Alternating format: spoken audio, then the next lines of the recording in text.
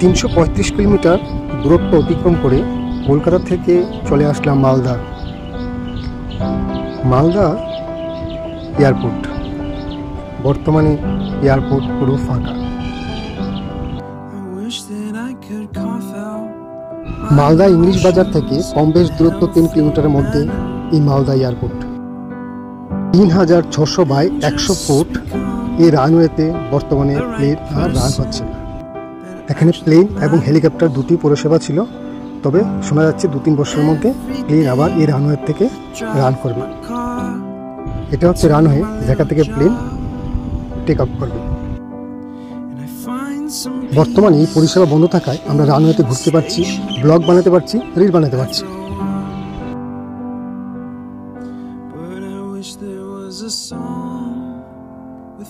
তবে হ্যাঁ, শীঘ্রই শুরু হতে চলছে মালদার এই পুরনো এয়ারপোর্ট।